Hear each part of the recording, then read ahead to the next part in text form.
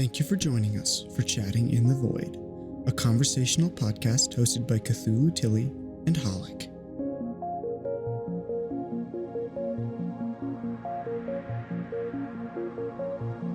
Let's get started. Podcast Episode 6. Episode 6. It's been a good time. I feel like we're going to keep doing it. Yes, it has. I might... Of Chatting into the Void. Yes, chatting... We still don't have an intro 6 episodes Hey, in. well, we do have an intro. We did put a jingle. We need a jingle. And I do have one. You've clearly never watched the podcast on YouTube or seen the podcast. No, because I keep skipping the start. Yeah, I have a jingle at the beginning. And I have a little intro. Well, we need to actually physically play it. You need to play it. Well, like the thing is, I throw it in editing anyways because it feels cleaner that way. Oh my God. But I can. Come on. Just I can play it. Just play it. I'll have to adjust. Hold on a second. Pretty sure I can do this real quick. We'll spray to Lady Coco. Lady Coco is sleeping right now. No Lady Coco until later. Okay. Where is my... She is chillaxing. She is sitting in her hidey hole. She shall not be disturbed at this time. It's not treason. Treason would be to disturb her when she clearly wants to rest. That would be treason. Okay. Or blasphemy, yeah. Okay, here we go. Should I just stream this to you? That'll probably be easiest. Go ahead. Okay. Let me share this. It's literally just VLC and it doesn't have like a anything, so it'll just, there we go. Okay. All right, now you can see. Thank you for joining us. Hi, Index. I can see it. A conversational podcast hosted by that and Halik. Okay. No, I've heard that part. It's just really low. Oh, it's like 30 seconds. That's a normal intro length. But yeah, this will be the second time people have been hearing it because I'll probably edit it in post anyways. No. I wasn't thinking of that as the jingle, but I did hear that. So okay, I got you now. All right. I have a thing, and then it's the same song on the outro too, and I have an outro as well that I'll have put together. And yeah, I've heard that. I'm actually I have watched the videos. I'm producing. I'm producing. Stop by the YouTube channel. I add value. Hit that little +1 on the viewer count. I'm very glad that you do, because I do too. I find them quite interesting to listen to, quite honestly, but... Well, we're glad... Well, see, here's the thing. It's I would listen to the podcast if I didn't know what was in the podcast, you know? It's kind of silly to go back to a podcast. Well, to be quite honest... Literally yourself. I feel obligated to listen to it because A, I edited it, and B, I feel obligated to listen to it because I have to write the synopses and all sorts of stuff like that tomorrow after I do all the editing for it. And so I write the little short synopsis and I come up with a title and all that nonsense. And so because I'm doing that, see, I'm just a big nerd. I just take notes throughout what we talk. I don't like during the D&D session. Yeah. During these D&D sessions, I'm that guy who takes notes in the middle of the. I'm the kind of person. My DM was like, "Are you typing right now in the session?" It's like, "No, I'm taking notes. Shut up." Actually, don't shut up. You're the one taking notes from. You're the kind of player that takes notes during sessions, and I'm the kind of player that texts my friends during sessions, and then during combat urinates on people, and then convinces the DM that my urine is flammable because it has sulfur in it, because I'm a tiefling, and then burns somebody to death with my own piss. That's what I did. That's a true story. Sounds about like the average D&D. And then he session, died. Yeah. I killed him with my pee. It was a good time. Sounds like a good time. It was a very good time. So, speaking of good times, what good times have you had this week? Well, this couple of weeks? I hurt my hand and my feet and one of my feet climbing yesterday. I have a huge blister on one of my foot and a huge blister on my hand. from where I made stupid decisions while climbing yesterday, but it's all good because that's just kind of the life. I played Pico Park, and that's pretty much it. And yeah, I'll tell you what I did. I did one thing and one thing only in the past 2 weeks. Played Dota 2? No, even worse. Some of the people in chat know. I fucking played Genshin Impact. Oh my god. Why? I played Genshin the whole time, and I cannot stop. I hurt myself physically rock climbing. It'll heal, don't worry. It's just blisters. But you playing Genshin Impact is worse than that. I know. I have scarred myself beyond recognition. I now have to fucking... Gotcha gamer. Gotcha gamer. I don't even do the gacha. Listen. Listen, we're gonna rant about Genshin because Genshin is actually a really fucking good game. It's a gacha game, though. And that's what No. It's totally a gacha game. See. Shut up. Shut the fuck up. A lot of gacha games are like, here's the gacha and then here's the game to the side, right? But Genshin's not like that. Genshin is, here's the game. You can have all the fun. All the fun is allowed to you. All of it. And here's the gacha on the side.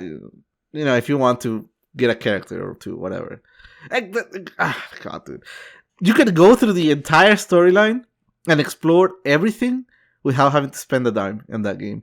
And it's not as egregious with other gachas where a gacha would be like every 5 minutes we'd be like, hey, remember you can spend money on this, or you can't do that until you spend more money on that, or stuff like that. No, Genshin's nothing like that. But that game is pure fun. But it is a gacha game. And it is a gacha game. No, you know what? I'm going to go out on my way and say Genshin Impact is not a gacha. Genshin Impact is a free-to-play, open world, freaking RPG where you can have fun without having to spend a fucking dime. It's a gacha game. That's what that is. And no, it's not a gacha game. Absolutely not. Because I will say, it is an RPG. It's a full AAA RPG experience that you can play and have fun with a friend without having to spend a single dime. That just happens to have a little bit of a gacha element to the side. That's it. It's a gacha game. It's not a gacha game. No.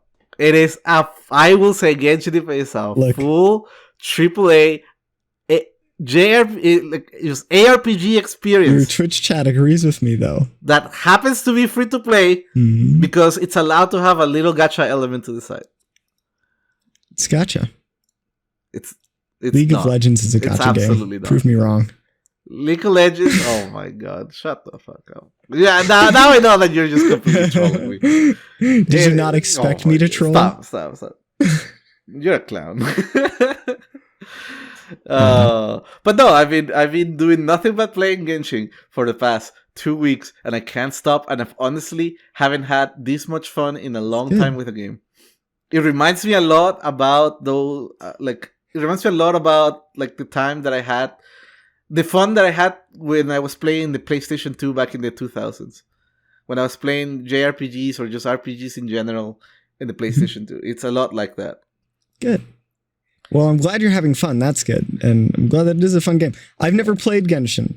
I have watched people play Genshin, and I have been frustrated watching other people play Genshin by the lack of explanation in the mechanics sometimes for a lot of the world stuff where it's like, you just do this. Maybe and that's I'm watching somebody try to do it, and they're spending 30 minutes trying to figure out how to get a gem to levitate because the instructions don't work. No, okay, there's a lot of puzzles, so don't confuse puzzles with actual mechanics. But I've been playing, and I went through the whole start of the game. I am literally just finished the second third of the storyline, so I'm 2/3 in on the entire storyline of the game. And I don't know, I haven't really, I'm gonna be honest with you, I haven't had to Google a single fucking thing, good. And I'm so grateful for it. So it's really fun. It really is. Good. Maybe they figured that was probably a year ago. That was the last time I watched somebody play I'm pretty sassy. I'm feeling particularly sassy today. I just finished playing Pico Park with people, in which you're probably ready to fight someone right now. Because I mean, the thing is I've seen what that game is about. I'm not angry. There was no anger. I'm just sassy. I just say underhanded things that make other people angry. There's a difference. He's looking for trouble. I'm always looking for trouble. Which explains my dating life. Yeah. Speaking of which, I got Hinge. Oh my God. I got a dating app. You got I'm lonely. You got a dating app. Hold on. You got a dating app? Which Hinge. One? Hinge. What is that about? I don't know. You fill out a profile just like every other dating app, and then you scroll through and you can press X, or you can like somebody's a thing on their profile. Oh, so it's kind of like Tinder? Yeah, it's kind of like Tinder, only it's less Tinder is yes, no. Whereas they're no, and choose one of the comments or pictures about this person that you like. So, I don't know. It's a dating app, so it's Tinder-esque. I don't think there's a way to avoid the Tinder. And what prompted you into getting I have a friend I have two friends who have Hinge, and I was talking with them about my recent romantic absolute just chaos that has happened in my life. Which is fine. Could not be worse than what I've had to go through last year. No, probably not. But it was pretty, it was pretty chaotic. Okay. And just in my life in general, I have bad luck with romance. And so I was talking about it with a friend, and he was like, "You're lonely?" And I'm like, "Yeah, I'm lonely."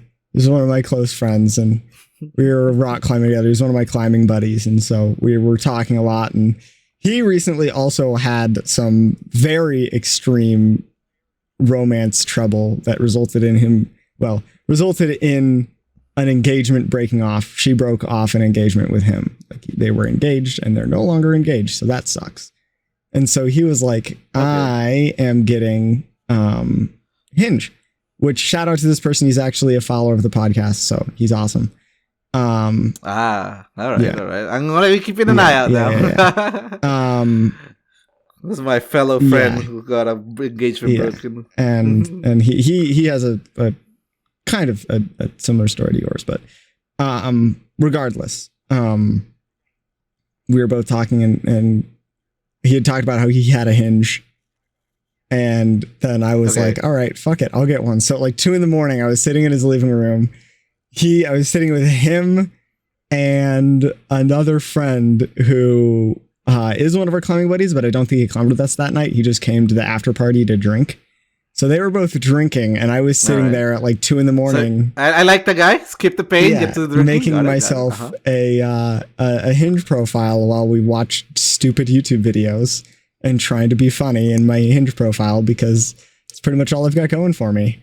So, yeah, I feel like I did an okay job. Same here. But we'll see. All right. We'll see. So see, this is why 3D women are not worth it, guys. You have to just simp for the waifus. That's it. Just fall in love with a Genshin Impact character. Go simp for a Vtuber or a Genshin Impact character. Yeah. just develop a crush on Shy Lily. Womp womp. There you go. Easy clap. Nah, man. If I'm gonna develop a crush for an internet personality, it's probably gonna be Neanners. That would be my choice number one. Neanners pretty good. Neanners. She's fucking hilarious. Neanners is pretty good. But yeah. Oh man. Yeah. So that's what prompted me to get a Hinge, which so far 0 hits, which is to be expected, to be quite honest. All right. Yeah. Yeah. You're not a girl, so that's not a girl, and I'm 5'3", so that it doesn't help. Oh, my chances on dating apps. I actually trolled on Tinder. 5'3". How much is that in centimeters? How much is that on non-American lingo? So I'm actually 5'3", and I'm just shy of 5'4". So I'm Let me go ahead. So I'm like 160 centimeters.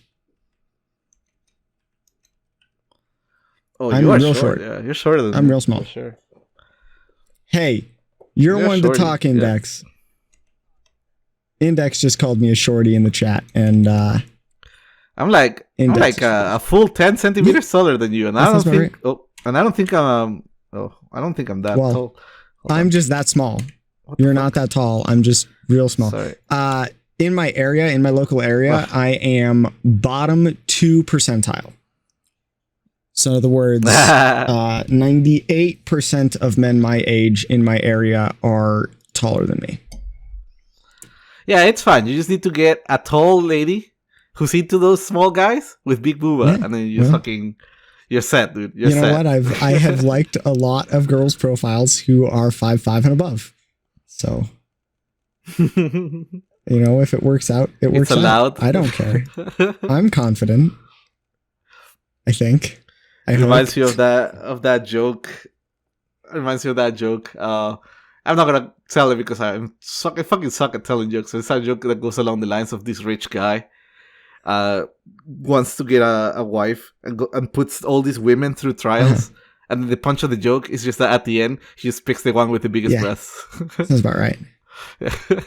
Sounds about right. That shit cracks me up every time I forget about milkers. Just read it again in Reddit. Very like important. I always read it on Reddit too. There's like 3 different versions of the same fucking Very joke. important. It always gets like 1 million upvotes. The mama milkers are very important. Oh my god. Shy Lily would agree. Oh my god. Gotta get those assets, man. Don't go and get mad. Wait, what? Don't go and get mad at the bagel place. What does that mean? Explain that to me. I need some explanation. It's a dangerous slope. It's always a dangerous slope. Hold up. I am losing. Okay, someone explain my non-American brain what the joke is here. Sam, Index, this one's on you. You brought it up. I may be on the podcast. Yeah, you brought it up. So okay, yeah. Till he's in the podcast, but apparently he wants to diverge. I don't. The content to somebody in the chat. Okay, there was a super short guy. All right. At this bagel store, at a bagel store. And he got pissed. Probably because a girl shot him down because he's short. I've been there. I got really pissed. Okay. And let me guess, his name was Napoleon, and then he conquered most of Europe? That would be a really petty reason to conquer most of Europe. I mean, he was trying to figure out who invented bagels and then subjugate them to pain. Oh my god. Hello, lady. Anyways. So yeah, Genshin. Let me talk about Genshin and how awesome it is. Okay, listen. Let's start at the beginning. The reason why I got into Genshin to begin with. It was my birthday 2 weekends ago. April 3rd was my birthday. And for my birthday, my dad came in and I got together with my dad, his second wife, and the sister that I've never met. My half sister that I've never met. And we went to have hibachi and all of that. And I felt really bad because this sister of mine, she came to the US 2 months ago. And I didn't go to visit her because I don't know. She's there in the city, and I'm all the way over here in fuck off nowhere, Long Island.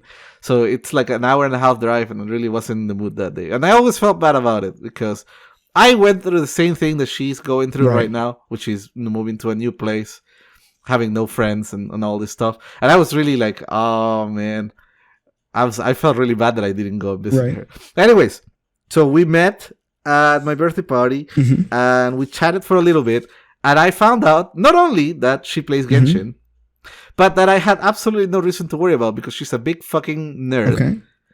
Loves loves Demon Slayer, loves Genshin Impact, and has absolutely had zero problems staying in her room alone these entire 2 months. Nice. She detests going outside. She's just like me. Yeah, she's a big fucking nerd. She's you. So that's like when she said that. Yeah, it's like almost like we're related. So it's like fucking two branches of the same tree, or whatever the saying goes. So that was a big sigh of relief for me, knowing that when I asked her if she felt lonely because she had no friends, she was like, no, I'm just playing games, man. And I'm like, one of us. Yeah. So then I decided, okay, you know what? This is a good opportunity for me to reconnect with her. Also, on top of that, a cousin of mine came to visit, and she's staying here for a couple weeks. She's also fucking playing Genshin Impact. So I was like, okay, fine, I'll play Genshin. Just so I have like something to kind of like connect with them and talk with, because they're both like really big nerds, and they've been playing basically since it came out. So I that's how I got into Genshin. There you go. But as it turns out, Genshin is a really fucking good game. Right. Like really, really a good game. Right. Dude, there's companies out there that will ask $60 from you, call their game fucking AAA, and then sell it to you, and then sell you the DLC on an unfinished, buggy piece of shit mess, and call it an RPG. But then freaking Genshin Impact is over here being like, listen, I am the best fucking open world exploration RPG there's been ever since Breath of the Wild. You have to pay nothing for it, and you can play the entire story for free without having to spend a single fucking dime. But it's a gacha game. And you know what? Hold up. Stop with that joke for a moment.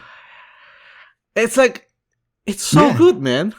It's just so good. Voice acting, top notch. Art style, top notch. Animation, top notch. Story writing, fucking top notch. Sure, it's not the most complex, most incredible fucking written story in the world or anything like that. It's not mysterious. It's not gonna fucking blow your mind unless you happen to be 12 years old. But it is really good. It's really well written. It is really fun. It's just fun, man. You know, there was a time when I was a teenager where I didn't want to play Call of Duty because I thought, oh, Call of Duty, that's just for fucking filthy casuals that, don't have enough of a brain to play something more intricate, right? But as I've grown up, I've come to realize that, man, sometimes you just want to shoot somebody in the face, without any strings attached, without having to go into a big fucking YouTube channel and do research for like 20 minutes. Sometimes you just want to shoot some other idiot in the face with a shotgun. And that's what Call of Duty is great for, I would say Genshin is kind of like that. Genshin is kind of like the RPG. It's the Call of Duty of RPGs, I would say, where it's really easy to get into. It's really easy to, pick up and put down. It's fun. You always feel like you're making progress. There's always somewhere to explore. There's always somewhere to have fun. There's some stupid quest going on, and it's just like Breath of the Wild, but free to play, but anime, and better. I will say right now, it is a better game than Breath of the Wild in terms of content. Right? Sure, mechanics-wise, Breath of the Wild, you can't beat that shit, man. That was next level. But in terms of just like content, exploration, having fun, Genshin has Breath of the Wild beat 100%. That game is so fun. It really, really is. It's come to me I think at the right point in time in my life, where like I am old enough now that I don't have time to get super deep into like a massive fucking complex system like Path of Exile, or or something along those lines. Like I just wanted to have some nice, dumb fun wrapped around the RPG package. Yeah. I can see that. I can get on board with that because I'm definitely in the time of life too, where it's like, I mean, I played like 2 hours of Minecraft. Wait, hold on. Yeah. Tilly. Hold on. Sorry to interrupt you. It's just somebody, Index in chat is saying the issue is they push you to spend money. Where? Genshin doesn't do that shit. I'm telling you, I've spent the last 2 weeks playing 5 hours of Genshin Impact every fucking day. On average. Some days I've spent even 12 hours playing Genshin. And I'm 2/3 of the story in. Like today, just 5 minutes before the stream began, I was playing Genshin and I just finished like the second big story arc of the game. At no point does the game ever stop you and tell you, hey, spend money on this. At no point does the game ever fucking tell you, hey, there's a gacha over here.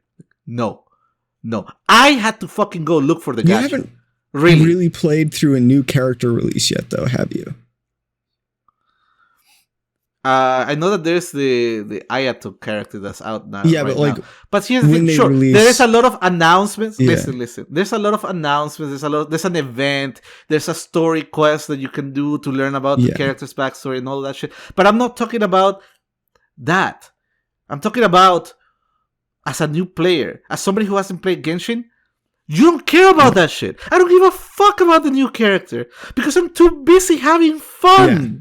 And I wonder how many hours. Yeah. So hold on. How many hours does somebody have to go through to get to the point where all that they want is that new character now? You have to go through hundreds of hours of fun, questing, exploration, and all this shit, and the game gives it to you for free.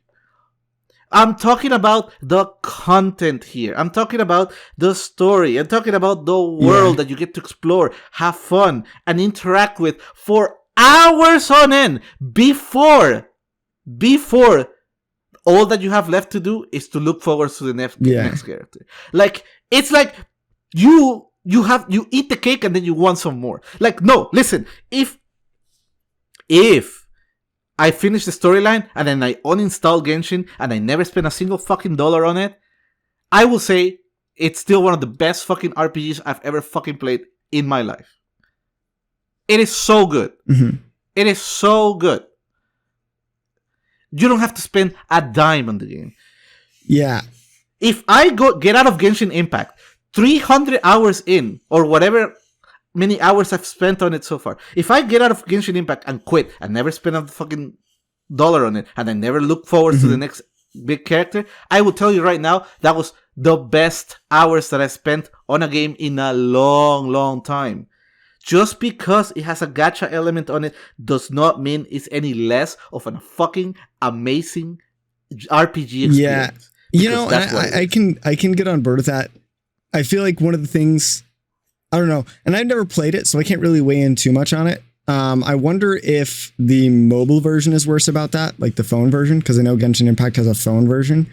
So I wonder if there's a versioning difference in how much. And I also wonder if it's also, like I said, so around the times, because I feel like when I was watching people play, like it was super pushy about like, buy these loot boxes to have a chance to get the new character. And like those things were popping up like every single time they entered any city. Yeah. And it's so, just like, it's not like requiring. So the problem is that the gacha mechanics do not require you to pay in to play the game, but they push them pretty hard. They do. I did see a lot of like, buy the new character, buy these loot boxes, buy these chants, like, and like, once again, listen, I don't know if it's changed or it's something that maybe they changed in the recent patch, or it's something, or the fact that I'm playing on PC. But I can tell you right now, I am well over 100 hours in, and the game at no point has stopped me to say, come look at this gacha. Right. 0 times. Again, I had to go look at the gacha. I was curious, and I was like, hey, isn't this game a gacha? I asked my cousin who was sitting next to me while I was playing the game for the first time. Hey, isn't this supposed to be a gacha here? And she goes, oh yeah, it's over here. I had to go look at the gacha. The game did not stop me at any point. Oh, and something that I want to address real quick, just for the people that are in the podcast and not listening in YouTube and not in watching live. Index just asked, don't you have to do random rolls to get good characters? Here's the thing. What makes a good character? It's a character that's powerful, right? But in terms of just the content, exploring the world, and going through the story, you don't need good characters. The game is tricky, right? But it's so smart, right? Because, listen, what it does is it puts this thing called the Abyss, where it's like a leaderboard kind of thing, where you have to go through levels, and every level gets harder and harder, and it makes you think that you need stronger characters to get through it. Sure, that's true, but guess what? That is just one aspect of the game. Right. Again, I am over 100 hours into this game, and I've yet to feel the need that I need a more powerful character. Yeah. Not at all. Half of my party right now, is the starting cast. Actually, no. 3 out of the 4 characters in the party are characters that I have that were given to you just because you need a character. Like, this is the characters that the game gives you for free. You can go through the entire story. Right. No problem, with just the base free-to-play characters. As a matter of fact, a lot of the puzzles that are out in the world require you to have some of these base characters. For example, I constantly having to switch Amber back, which is literally the first character the game gave you, which is widely regarded as the worst character in the game, I've come to learn. But I'm constantly having to switch back to her because there's a puzzle that was built around her. Interesting. Yeah, I don't know. I haven't played it. I've only watched a couple of people play it.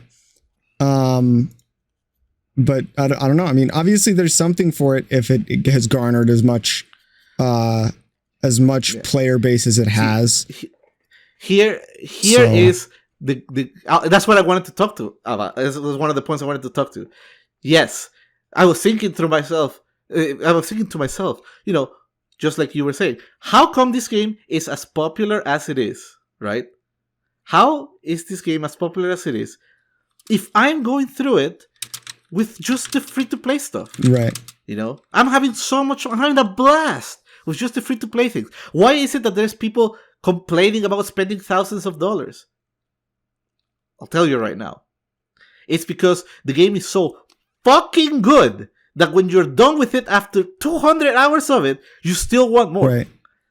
I also wonder, and yes, getting a specific character that you want is super egregious. Yeah. Sure, but it's absolutely not necessary and not what I would call the meat and potatoes of the game. It's just extra shit. Having a 5-star character or a 4-star character that isn't part of the story, that's just extra, man. Right. That's just extra. Yeah. And each of those characters, sure, they have their own story, little like quest line that you can follow, but whatever. Like, again, the meat and potatoes of the game is completely free to play. Everything else is just extra. Okay. And people, I get the feeling that people get super frustrated with the gacha element of it because, again, it comes from that frustration of this game was so fucking fun. The base game is so fucking fun that when you run out of it, you want more because it's just that good. Right. But people forget that at that point in time, you've already spent over 100 hours having so much fun. Bro, people pay $60 for this shit sometimes. For a shitty RPG that maybe lasts 30 hours at most. But here's Genshin Impact saying, here's hundreds of hours of fun. You can go through them. You can go through it completely free. As a matter of fact, we'll design the game around the free characters that we're gonna hand over to you for free. Mm-hmm. We're gonna give you all this shit, and then you're gonna have your fun. Right. You're gonna have hundreds of hours of fun for free. Right. And if you want, when you're done with having so much fun, if you want, sure, spend money and get the gacha and maybe get an extra quest or two, or do the event and get again, in these events, they just hand you over shit for free too. You can get characters for free. I got a character for free that wasn't part of the storyline, you know? Right. And there's a lot of ways of like pulling characters. Like, sure, you're not gonna get the character you specifically want. No, but if you're talking about just getting random characters, if you go through the entire storyline, you get enough pulls for free that you can get maybe 4 or 5, maybe 6 characters again that you don't have to spend any. I was talking to a friend when I was streaming Genshin earlier this week, who told me, "Hey, how come you didn't restart and make a new account to get a 5-star character?" And I'm like, "What? What are you talking about? What are you talking about?" I was confused. And he goes, "Oh, well, what people do is they make a new account, grab all the free gacha pools, and then try to pull a good character before they make their main account." And I'm like, "Huh? That's so stupid. Yeah. I'm having fun right now. Get the fuck out of here." Like, yeah, I get it. If you're try-harding, sure, you could do that. But I was telling this guy, it's like, no, man, I don't need to get an overpowered character. I am having fun with just the base characters. Right. Like, why would I want to literally destroy my own fun by making the game stupid easier than it already is? Right. But just running around one-shotting everything. That's not fun. That's not fun. That's going to be fun for maybe an hour or two, right. Sure. But then it's going to get boring because I'm literally one-shotting everything. I don't care. I don't want an overpowered character. I was trying to tell that my friend. I don't want an overpowered character. I want to enjoy the content. I want to have fun. And Genshin offers you this shit in spades, right. Man. In spades. Right. It's genius. Right. It's genius. That is why Genshin is as popular as it is. Because it's free to play. It gives you literally hundreds of hours of amazing fun. And then leaves you with fucking a desire for more of it. Well, I will say, however, the story, the full story is not completely finished yet. You know, I would say, of the initial setup that they have with the 7 gods, you're going to meet 3 or 4 of them, from what I can tell, because I haven't gone through the whole thing. You're going to meet 3 or 4 of them. So, in terms of the complete storyline that Genshin has, we are about halfway through it. And they're going to add more shit, man! What the fuck? Right. We're halfway through the story. And it's not like you're left on a cliffhanger or anything like that. No, each individual arc of the story has its own satisfying end in terms of storytelling. Right. While each arc obviously also advances the overarching story, which is, the main character finding his missing sibling. Right. That's the whole premise of the thing. But bro, I can tell you right now how 0 fucks I give about my missing sibling because I'm too busy enjoying the world. Right. The world is so fucking good, man. Interesting. Oh my god, it's just brilliant. I don't know. I mean, I don't know. I have heard very mixed reviews from very many people. So I don't know, and I think a lot of it is probably timing and updates and stuff like that. I'll tell you. So I'll tell you who those people are. You know who those people are? The thing that Genshin is a frustrating game. It's those people that were told, like we spoke in the previous episodes, that they have to min-max everything, they have to try hard everything, that they have to look up a guide, look at what's the most overpowered character and get that character, otherwise the game's not fun. What I'll say is... No, those people are wrong. I don't think... And once again, I had a long conversation about game design with a friend a couple of days ago. We went and got one of my close friends and I, who she is currently developing a game. She and I sat down over sushi and had a 2-hour conversation on game mechanics and stuff like that. And one of the things that I would say, and this is my problem with gacha games, because almost no gacha games actually force you to buy into the game to complete it. So all the gacha games that I've ever played, which would include Dragon Nest, which is a very old gacha game. It's definitely a gacha game. Yeah, I have friends that play Dragon Nest. Yeah. So Dragon Nest is definitely a gacha game, but it's a gacha game because you can't be competitive without spending money. Mm. And so what I'll say is there we I go. would still... There's the magic word. Competitive. There's the magic word. Right. So Continue, I would still call it a gacha game because part of game design that I talked about with a friend is good games do not force you to pay to play the game the way that you want to play the game. Mm-hmm. They allow you to play the game and engage with the game on the level that you want to engage with the game. So, for example, right, for Pokemon, you can min-max everything if you want to.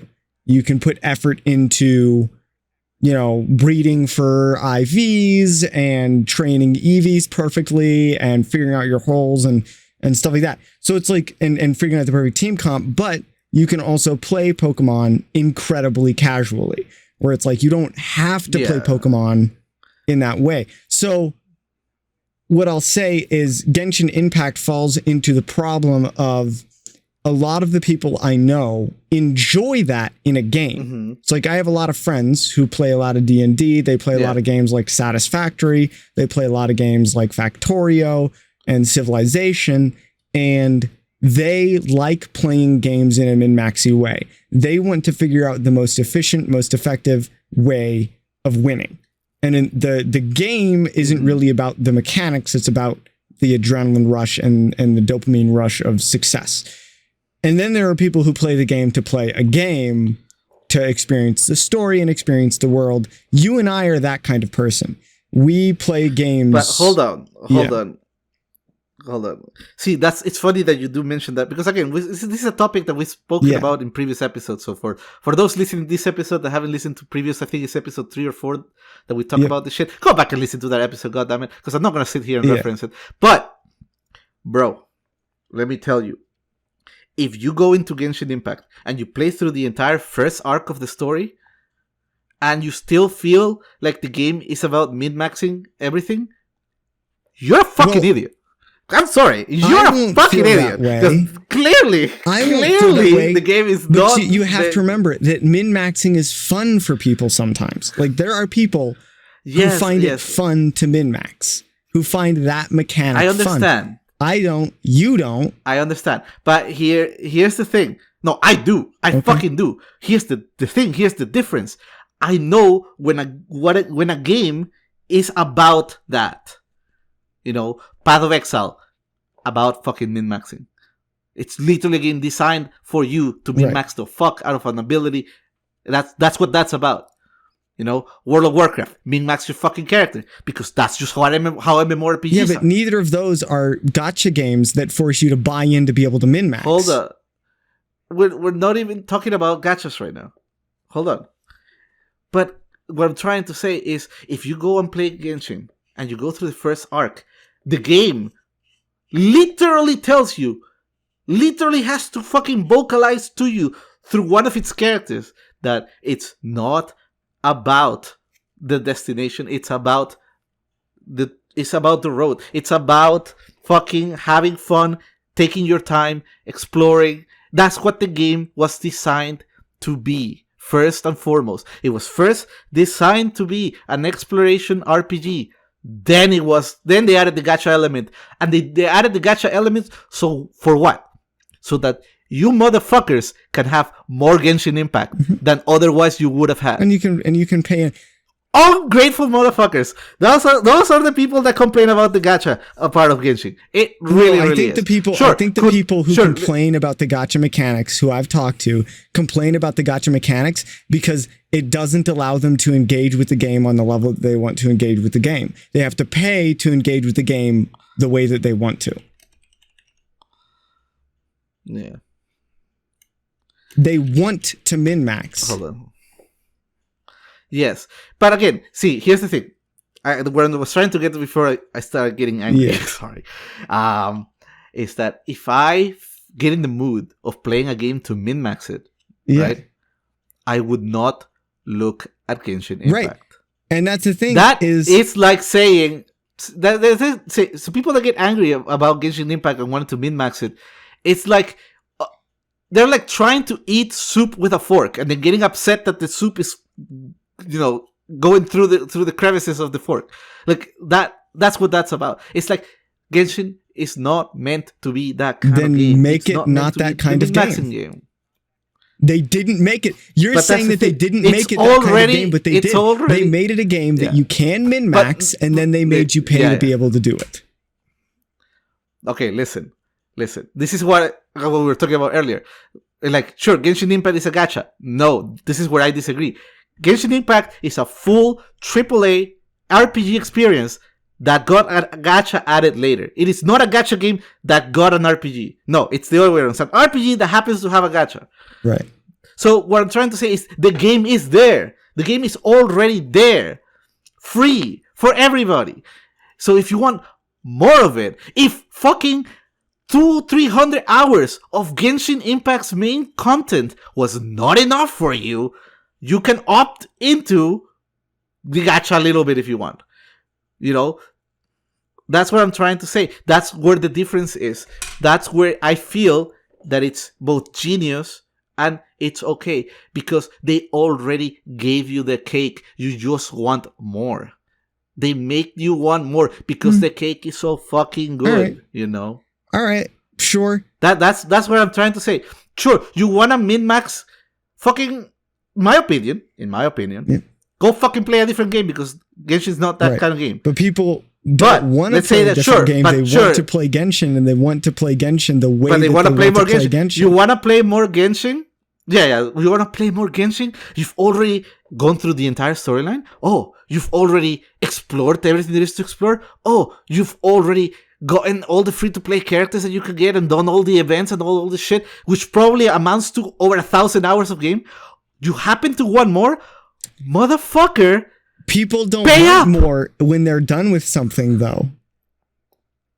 And they also don't want they don't want to min-max at the end. They don't want to min-max after they've finished all of the content. They want to min-max before. When is it? It's yeah. I understand what you're saying. Okay. But I disagree with you that it's not a gacha because it forces people to play the game, or it forces people to pay into the gacha mechanic to play the game the way they want to play the game.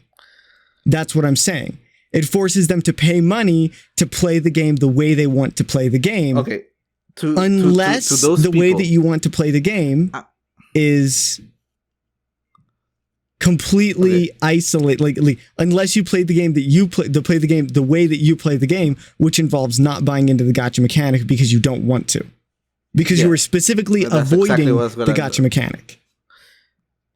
Exactly. That's where I was going to go. So how come those people, why can't they just use the power of their imagination and imagine that Genshin did not have a gacha? What if they fucking took the F3 key, which is the key that opens the gacha menu, and took it out of their keyboard while playing Genshin?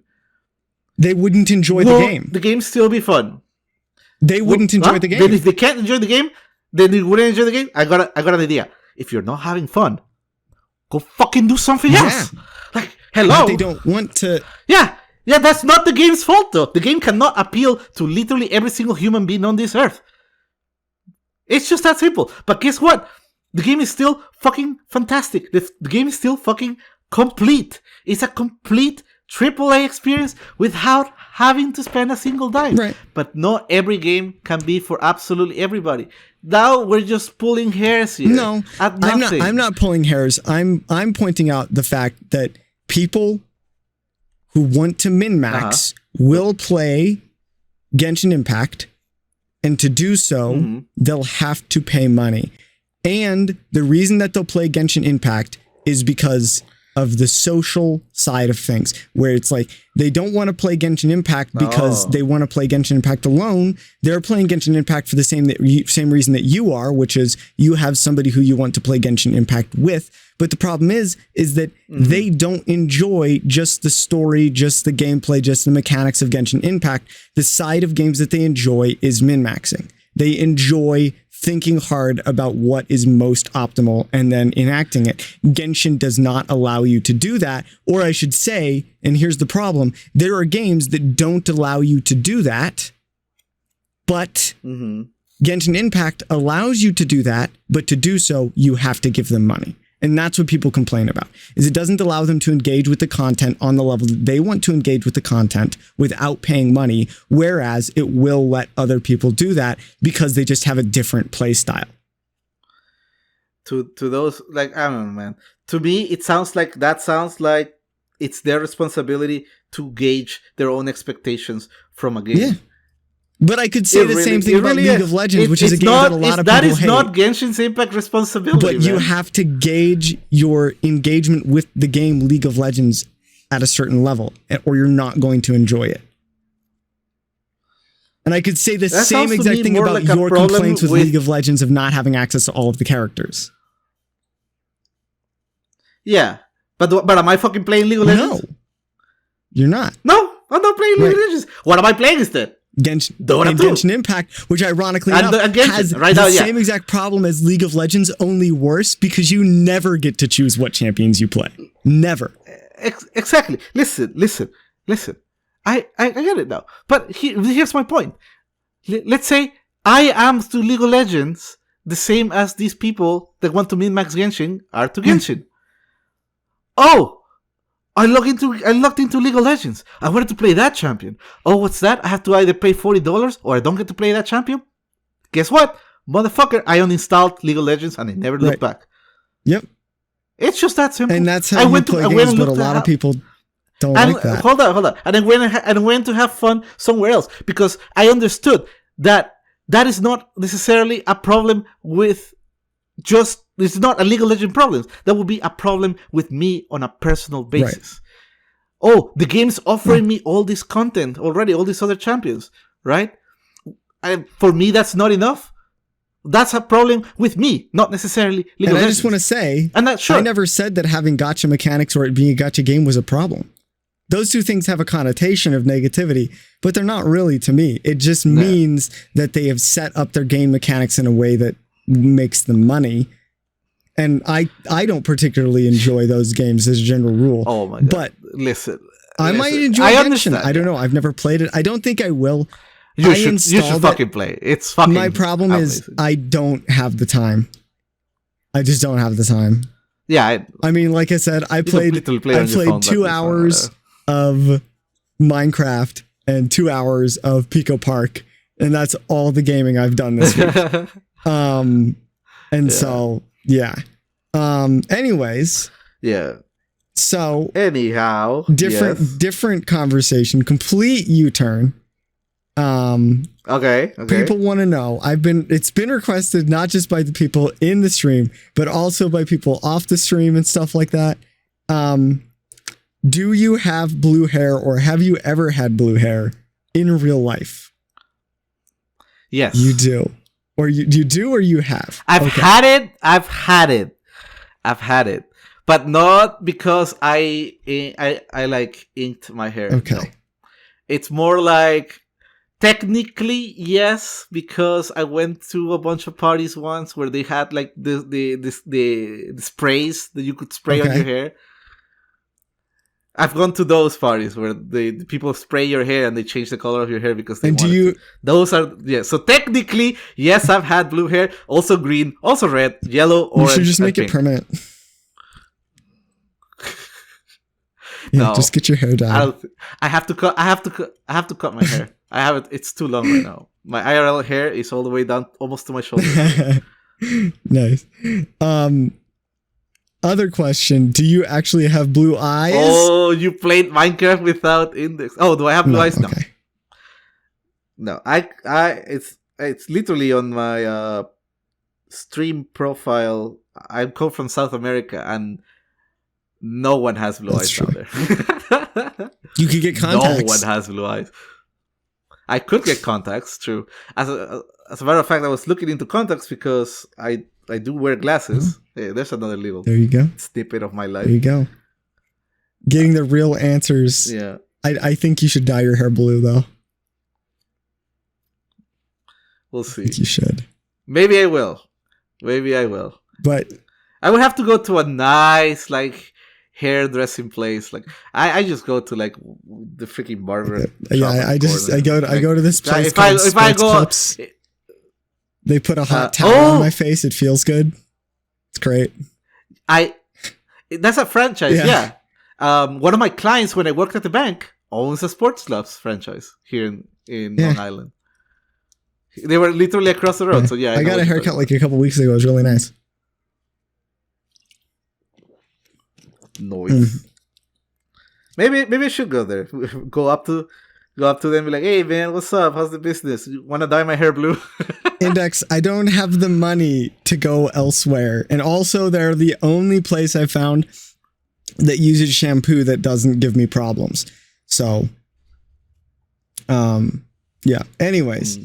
Let it be known that our VTuber models do not resemble us in real life, other than the fact that mine is skinny and small, and I am skinny and small. But yeah, mine does not represent me whatsoever. Not even close.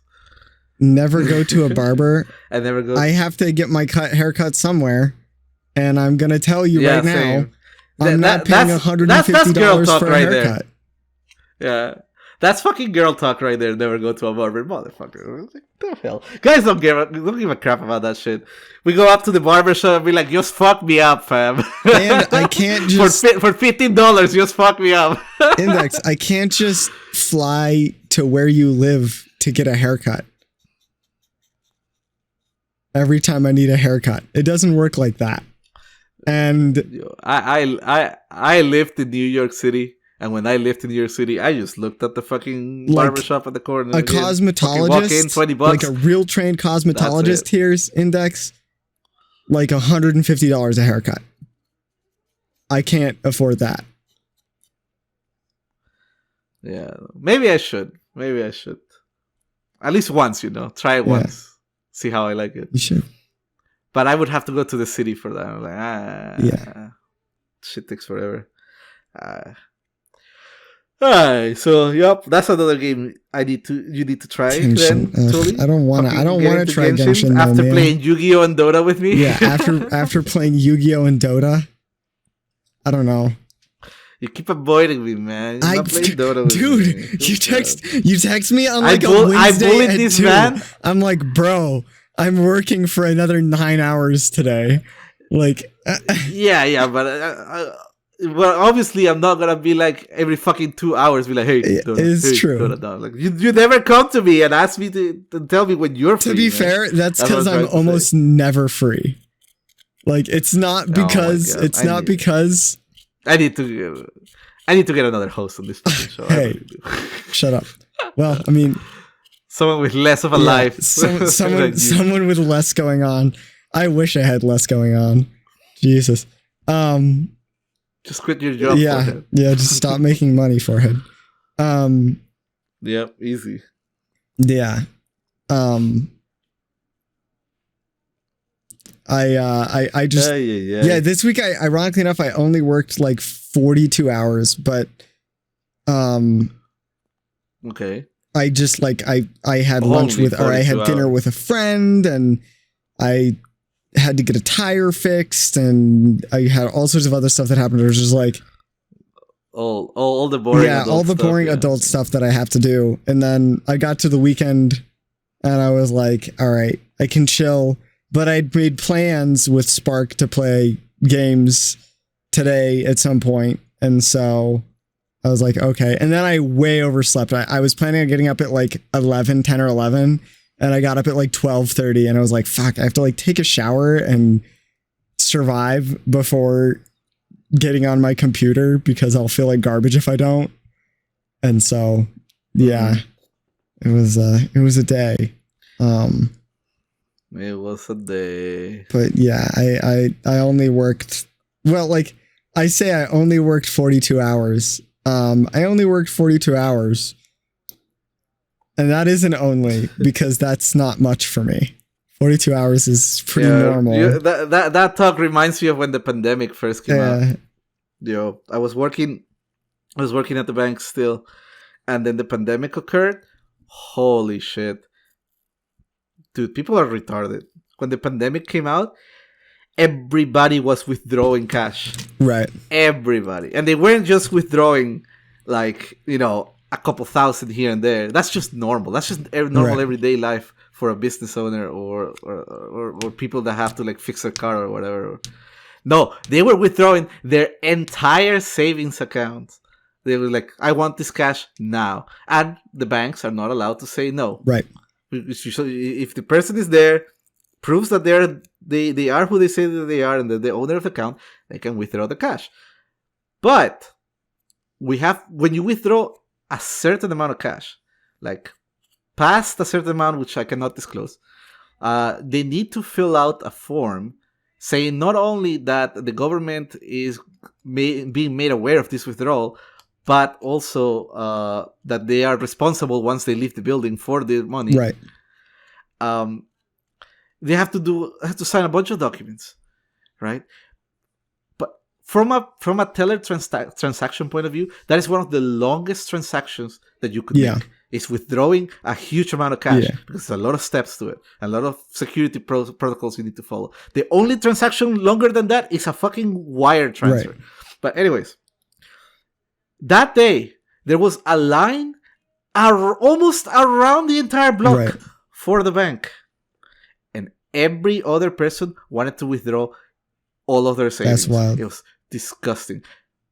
And we looked at our boss, and I looked at my boss, and I'm like, what do we do? And she goes, just try your best. That was basically the answer that I got. And eventually, because we are mere mortals, and our vault is only as big as it can get, we run out of cash. We literally run out of cash halfway through the day. We just did not have cash to give to people. We gave out all the 10s, all the 20s, all the 5s.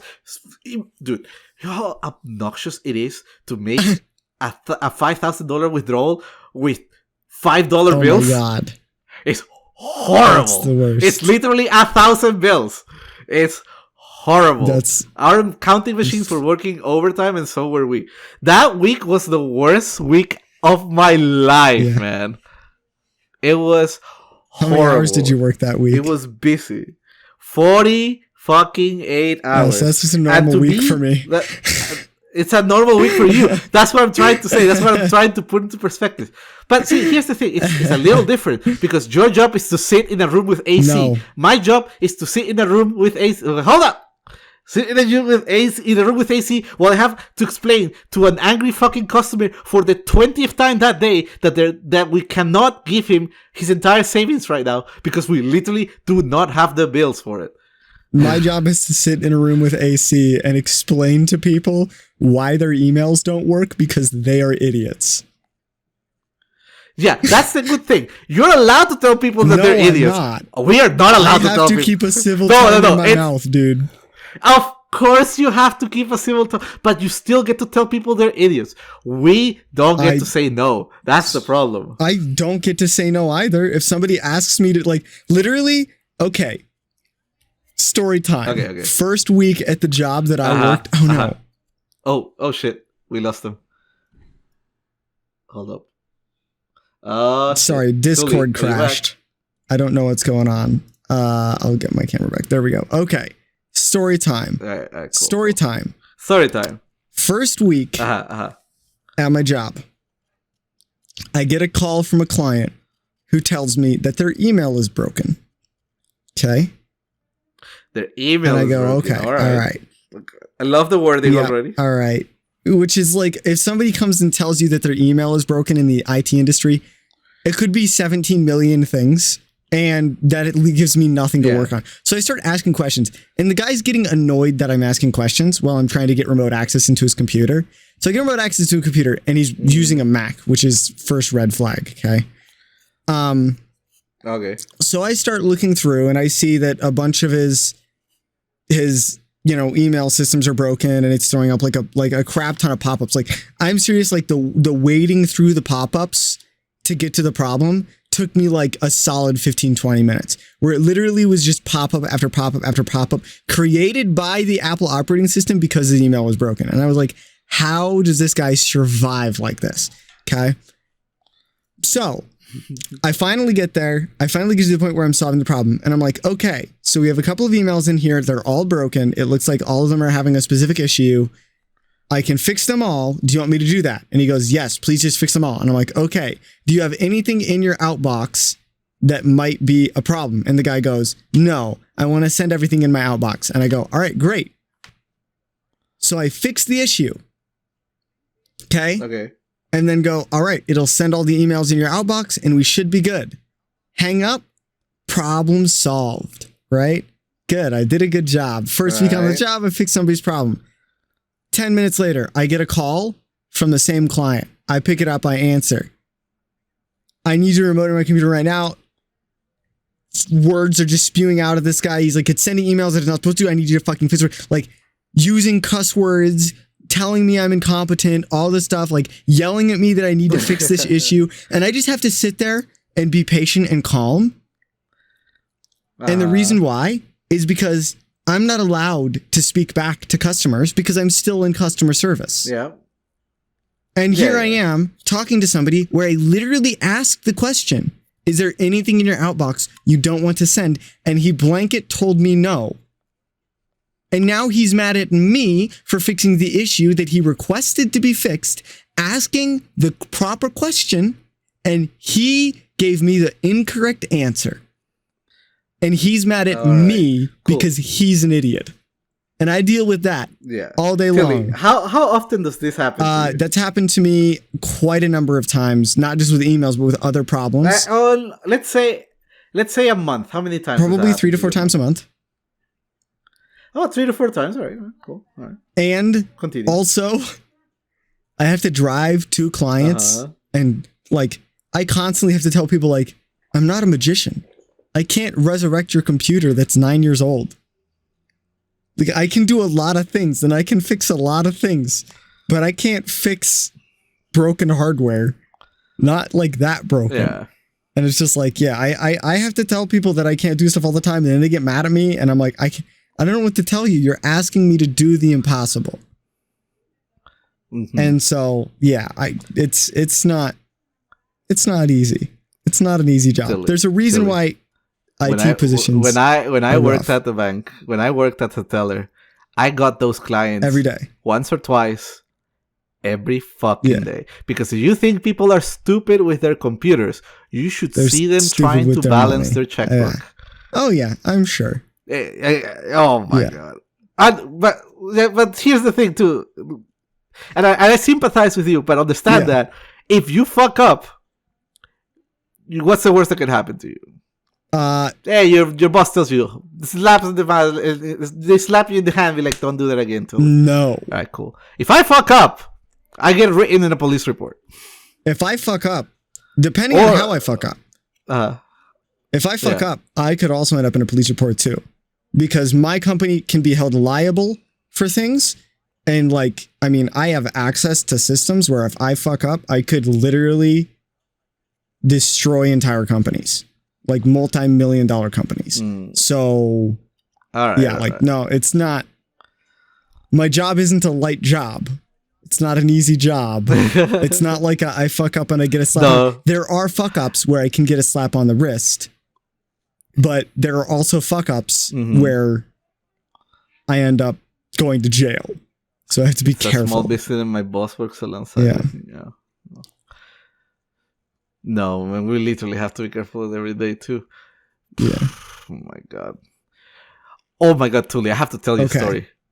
You just reminded me. Okay, so I am working on Long Island, right? I transferred to a bank over here in Long Island. Yeah. And I'm just going through my day. The workday ends, right? The workday ends. And every day at the end, you have to count your cash. You have to count and make sure that it matches what's in the computer, right? So that way you know that you didn't give extra money to someone or someone didn't give you extra money to you. You know, the usual stuff. I count my cash box and I am $2,000 over. Now, being over is way better than being short. Yeah. Because being over means that you took money from someone and you didn't put it in their account. That's easy. Being short is way worse because that means you gave money to someone and you didn't withdraw it from their account. That's bad. But okay, I'm $2,000 over. not my first rodeo. This actually happens every now and then. Sure. So I'm going through my transactions, and I'm, usually it's something that I miss or some extra little mistake that I made. It happens all the time, really. 30 minutes pass, and I cannot for the life of me figure out whose $2,000 this is. But I do have a handful of suspects, because sometimes what happens is that you go to withdraw, and instead of hitting withdraw, you hit deposit, and that's how your difference can happen. So if I am over by $2,000, it probably means that I messed up a transaction that's about $1,000, right. Right? Usually double or half of it. So I go through my transactions at 1,000 or 4,000, and I'm looking through them, and I have at least the suspects. And I call said suspect, and I go, "Hey, sir, do you come to the bank today with me? This is actually the teller, blah, blah, blah, blah, blah, Citibank, blah, blah, blah, blah. We're doing this, we're doing that." Yes, and I confirm that it was this person, and this person confirms with me that he did come, and we go over the transaction. And I go through three, and I'm like, three people dip into this list of suspects, and this third person that I call, I'm fairly certain it's this person. So I call them, and I go, "Hey, do you remember the transaction that you did with me today at the bank?" And he goes, "Oh, yeah. I deposited this amount, and we did this and that, and we moved some between my personal and my business, blah, blah, blah, blah, blah." And I go, "Okay, do you remember taking this amount of money?" And he goes, "I think so, yeah." He's not sure. And we're talking about thousands of dollars here. And he goes, "Yeah, I'm not sure." And I'm like, okay. So I'm at this point, my boss is literally sitting behind me because we were both trying to figure this out. My manager is sitting behind me, and my manager takes over, and he goes, "Hey, I'm the manager, blah blah blah blah blah blah," and I'm listening too because it's on speaker, and because I have to be there. We just drop it on him. It's like, "All right, we're pretty sure this is you. Our teller here is $2,000 over. Do you know if these are yours? Do you remember, taking this money today?" Right. And he goes, "I'm not sure." I'm like, "Huh? Oh yeah, we may have." See, here's the thing: is my wife takes a few thousands to gamble it away every now and then, and I go, "We're not sure." Are you serious? Obviously, we're not telling him that, but we're like, "Okay, sir, hold on a moment." We're like looking, my manager and I were looking at each other, and we're like, "What the fuck?" And this guy comes, "Oh, listen here, man. It's just $2,000. It's whatever. It's something we lose or gain at the casino every day. Don't worry about it." What do you mean? Don't worry about it. I like, oh, they aren't even that filthy rich. I literally can see their entire fucking livelihood in front of my screen, right? Because that's just what the tellers have access to. So they're not. We're not talking about millionaires here. We're talking about just your regular Joe fucking owns a business, and that's about it. No, it's like, "Oh, it's just $2,000. It's whatever. Don't worry about it. Don't sweat it." All right, sir. Thank you for your help. We'll be in contact with you if anything happens. Have a good day. That's wild. We hang out. It's like, my boss just looked at me and it's like, "Listen, don't worry about it. We'll figure this out later. Just go home." And to this day, man, I am $2,000. I made my bank $2,000. That's wild. And we never figured out whose $2,000 that was. I'm like 70% sure it was that guy's. Right. But because we're not 100% sure, I am not allowed to put that money anywhere else. Right. So into the vault they go. And yeah. So it's I stole $2,000 from some guy. I straight up stole $2,000 from some fucking clown that came to my window and just simply does not remember what the fuck they did at the bank with thousands of dollars that day. That's wild. And I'm telling you, we called every single the day after we went through the rest of the list of suspects. Everybody basically confirmed exactly what happened that day with me.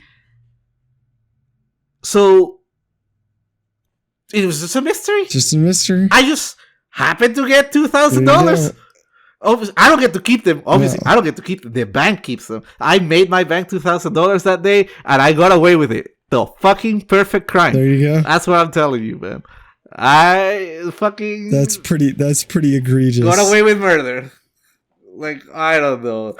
I was done, dude. I was done worrying about that shit that day. After what that guy said, after he said, oh, it's 2000, it's just whatever, man. It's like, that's when I knew that there was no point in stressing about this anymore. That is super egregious. Holy cow. That's wild. Index says, I wish I had that kind of money. Yeah, but we're not talking about some rich guy with $1 million in his account. No, it's just some regular old dude who happens to have like a lawn mowing business or whatever, like a family-owned restaurant or something, and that's about it. He wasn't like, oh, I can just throw $2,000 rich. He really wasn't. Maybe his lawn mowing business was just a cover scheme. He was actually a member of the mafia. Oh my god, bro! I've dealt with some shady fucking transactions in my time. I believe it. Working in the bank. I believe it. Oh my god! I bet there's probably no way to avoid shady transactions if you work for a fucking bank. Listen, the shadiest transaction that happens to you, it's not dealing with the mafia or anything like that. They don't deal with the banks. The banks are too smart for them. The shadiest transactions that happen are when people want to do international wires. Because an international wire, you send it one way, and once you send it, it's fucking gone, man. You are not getting that back. Yeah. We warn those people. That's why an international wire takes as long as it does. Because we literally have to sit there, verify their entire lives, and make them sign several documents stating that we're not responsible for the money that they're sending away. Like, we can't get this back. And even then, if you cannot get this back. And if you send an exorbitant amount of money, we warn them, hey, you are sending a large sum, and this wire will not go right away. It needs to be approved by a separate office that needs to pre-approve the wire before it's sent.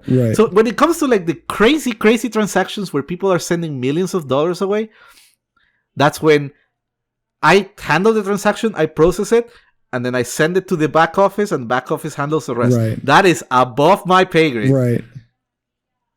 Yeah, that is. But those are the shadiest ones. Crazy. There's some people that fucking came into my window and it's like, hello, I need to send $70,000 to Iran. Oh my gosh. Okay. Do you have the code of the bank you're gonna send it to? No. Do you know the address of the place that you're sending? No. Oh my gosh. Do you know who you're sending it to? Oh yeah, right here. And they hand me over a fucking printed black and white paper of some fucking website that they sent. Oof. All right, give me a second. Yeah, you're not allowed to just say no. You have to let them do it. I am allowed to say no. Yes, I am allowed. Listen, as much as shit as I was giving you earlier, a teller is allowed to refuse a transaction for whatever fucking reason they want, because we are responsible for it. The teller is responsible if they fuck up. Right? It is, at the end of the day, it is my livelihood that I'm putting in the line when I'm making a transaction that big. Right? To a certain extent, the bank does cover you after a certain amount, but we have limits where, like, if it's past a certain amount or if a certain type of transaction, I have to get it approved by my supervisor, and I have to get it approved by back office. And then if I make it look like, let's say that it's a transaction that is obviously shady, and I make it look like it's okay, and I pass it to my boss being like, this is okay, and then it turns out that it was a scam, it was my fault, and I get fired. At best, I get fired. At worst, again, I get written in an investigation. So yeah. I mean, what were we talking about? There are times where it's like a client will ask us to do something, and we'll be like, "We highly recommend against that for these security reasons. It's a huge problem. Do not do that." And they'll be like, "I want you to do it anyways," and we'll have to be like, "Okay." That's what you want. Yeah, that's the difference. Because we're dealing because a teller is dealing with large sums of money, I can be like, no. And then if the client goes, do it, I can just get up, go take a 5-minute break. Right. Yeah. Again, when it comes down to like just hard money like that, no. Yeah. They don't tell you you're not allowed to say no. You can say no. You're not supposed to say no. Right. You're not supposed to say no. But if they straight up tell you, go with your gut feeling. Right. Like, I know it sounds counterintuitive. Hold on, we're talking about money here. We're talking about a financial transaction. What did you? No. They train you. They tell you, listen, trust your gut. If it looks shady and if you're not okay with it, don't do it and call your supervisor. Yeah. Straight up. Yeah. So banks are not stupid, man. They've been doing this shit for a long time, and there's a reason that they're still around. Yeah, for sure. It's interesting. It's such a fascinating and weird business. It's a business now. It's interesting. Oh my god! One time I had to tell a client, how is it that banks work? This is this young guy. It's like, how do banks make money? It's like, okay, banks make money because you deposit money in it, and then we can use that money as collateral to give loans to people, and then we make money out of the interest. That's literally how banks are supposed to work in a classical form. And I was trying to explain to this guy who's clearly a college student how that's supposed to go. Like, that's fucking stupid, man. Like, do you want your money or not? Get out of my window. That's stupid. Great. What were you here for? Were you here to just tell me that was stupid? Because I'm fine with that. It doesn't bother me, but yeah. Do you want your $40 to go buy your fucking avocado toast or what? Like, get the hell out of here. Seems like a huge waste of time for you to just come by to tell me that this is stupid. Thanks, though. Yeah. Thanks. Oh my god, there's some special people, especially the first branch that I worked. It's in the middle of a big industrial or business area. Yeah. Oh my god, dude, there's some people that are just so dumb. Yeah. Guys, listeners, if you want to find out just how stupid the average person is, work for retail. You'll find out real fucking quick. That's true. You'll find out so quick. That's true. Oh my god. That's very true. We will get one crazy person a week in that branch. Yeah. Absolutely. And we would know who the crazy person is. And like all the tellers, bro, when it comes to like crazy branches, each and every person in that branch that works for that bank, they're a team, man. Right. They're a team. Because when the fucking crazy motherfucker comes in, everybody teams up. Like, that shit does not fly. I've had to call the police before. Yeah, I had to go. Don't think, if you're that crazy person, don't go into a fucking bank, especially in a busy branch, and think that you're going to get away with like whatever nonsense. Trust me, they've seen it all, and they've seen it all several times a week. Yeah. You're going to get the police like in here 5 minutes afterwards, and they're going to tase your ass out of the building. They've seen your shit before, and they're tired of it. Oh, yeah. But bro, despite that, there will always be at least one surprise a week. Some weird shit would happen. Oh, yeah. Some women will come in and try to withdraw money from their ex-husband's account. Some crazy person will try to get you to change money. Right. And be like, no, that's the wrong change. You owe me more money. Right. Or the craziest things, man. Like, I cannot make shit up because it's just so random sometimes. Yeah. Yeah. Oh my god. My favorite is when they walk into the bank and they think that they're at their bank, but it's actually a different bank. Yeah. You know, they walk into Bank of America and they think it's Chase Bank. And then we have to sit there and explain. And oh my god, sometimes they are so convinced that they're in the right place that they sell it to you, man. They sell it to you. So sometimes I will be sitting there with a quote unquote client and think that, and I'd be like, oh, I forgot my car at home, but I have my ID and I have this. And like, sure, if you have your ID and you can prove that you are who you say you are, we can withdraw lunch money for you. Sure, not gonna withdraw $1,000, no, but we can give you like something so that you can get by. Yeah. Oh shit! Hold on a second. Give me one moment. Yeah, for sure. I definitely have observed in my spending time in banks over the years working for them, as well as just being in them to do different banking things. I've observed people just being like dead set that they're in the right place, and it's just like, you are not. You were supposed to be at a different bank, but you're here for some reason. And then, I don't know why. Yeah. No. It happens all the time, and they would think it's so like that they're 100% in the right place, and it wouldn't occur to me until I go through the entire database of accounts and I can't find this individual. That it occurs to me, wait, ma'am, can you tell me what bank you bank in? And I go, oh, I bank at Chase. Ma'am, this is not Chase. A Chase bank. Is around the corner. Well, doesn't just any bank work? Happens so often.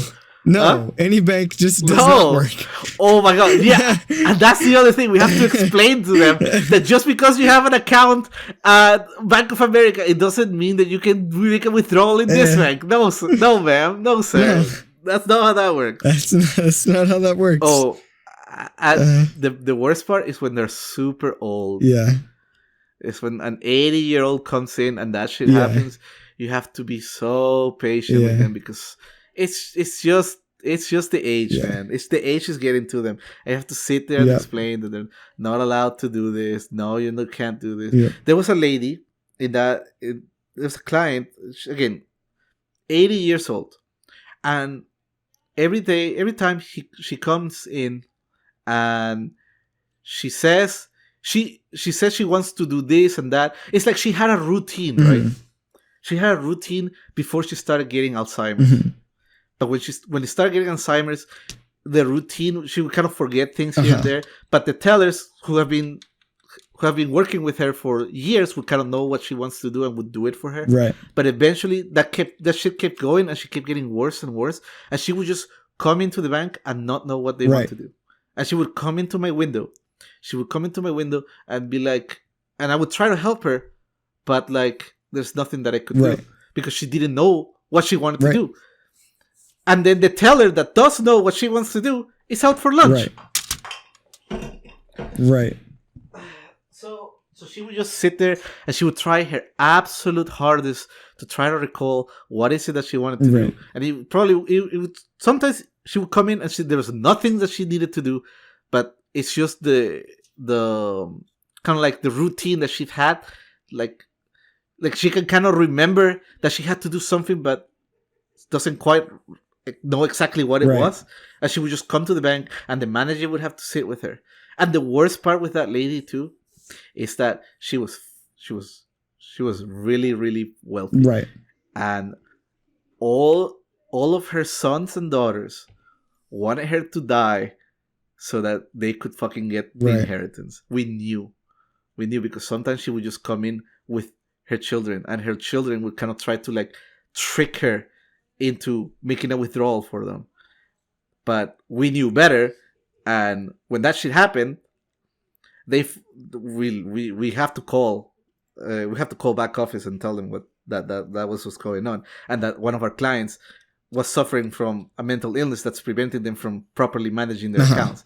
Oh my god, dude, that was a whole thing. And it got really bad. It got really bad with her when I started working with her. When I started working at that branch. Oh my god, it sucked. It was so sad. Yeah. It was depressing. That's really depressing. That's really unfortunate. Yeah, but again, it was not just her. It would always be like some other old person who would come in. She hasn't walked into the bank for like 5 years, but she's 90 and she needed to do something for her children or whatever. And we have to sit there and be extremely patient with them and go through their steps. And again, because they haven't been to the bank in sometimes decades, they don't have a debit card. they don't even know what a debit card is. So we have to grab their account and confirm their identity through their ID and their social. And sometimes they don't remember their social. Sometimes they don't. Their ID, their driver's license or their state ID is expired. Right. We can't do anything. And we have to sit there and explain to this old person, no, you can't do this. And then they get angry and it gets worse and worse from there. Right. You don't want to call the police on an old lady. Trust me. Yeah. Yeah. It's just bad for everybody involved. It's bad for the department. It's bad for the business. It's bad for the lady. Bad for everybody. Yeah. Oh my God. Oh, but there's some old people. Dude, there's some old people that are spicy. Let me tell you. One time, we had a old lady. We had a very long line because it was rush hour at lunch, and she wanted to skip the line. And we told her, no, you can't skip the line. And nobody wanted to give her a spot. So what she do? Oh, she does the reasonable thing of faking that she's having a heart attack and falling on the floor.